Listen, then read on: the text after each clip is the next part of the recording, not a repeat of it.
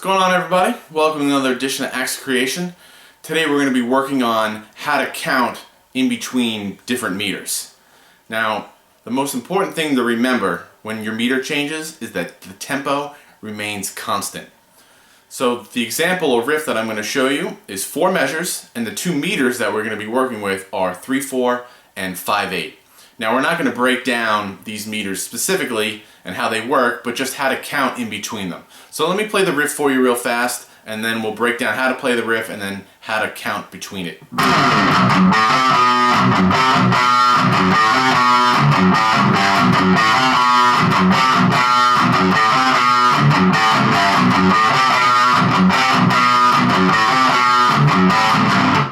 There you go. You guys get the idea.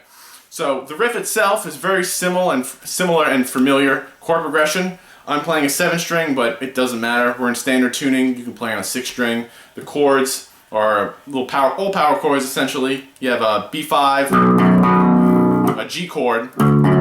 It's actually a D chord, but familiar shape. And then power chord on the 1st fret. So like I said, we're changing meters here. So we're in 3/4 and 5/8. The last measure is 5/8, and we're essentially using that as a turnaround. So we have 3/4, right, which is 3/4 notes or 6/8 notes. So we have this 1, 2, 3, 1, 2, 3, 1, 2, 3. And then we have a measure of 5/8, right? So we have 1, 2, 3, 4, 5. Now, there are 6 eighth notes in 3/4, and obviously we're removing one of those to make it 5/8.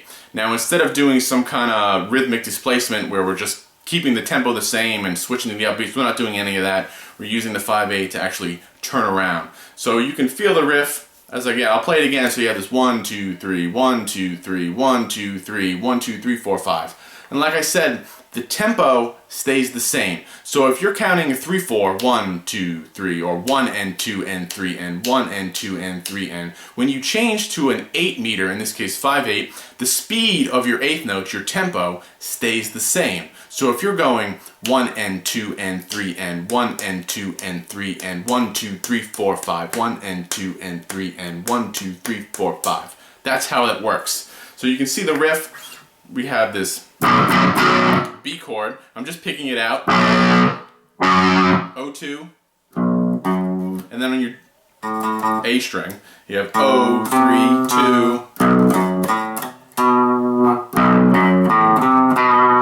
And basically, the second phrase is O2, 3, O2. So we have.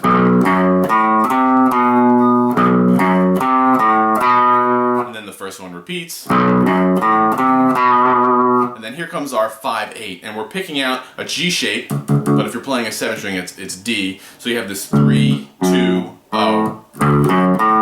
And then the power chord on the 1st fret, C.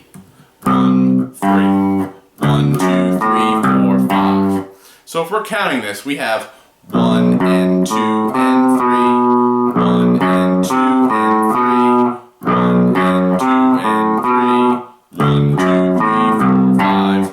So again, the speed of your eighth notes remains constant. So again, just to recap, if you're going 1 and 2 and 3 and 1, 2, 3, 4, 5, 1 and 2 and 3 and 1, 2, 3, 4, 5.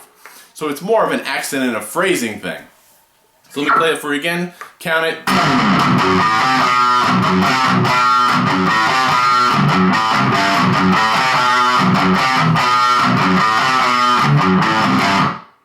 And there you go.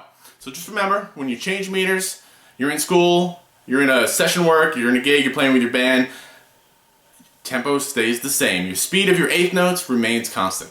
So, hope you can apply this to one of your riffs. Throw in a measure, an odd time measure to help turn around your riff, or just a quick counting accent pattern.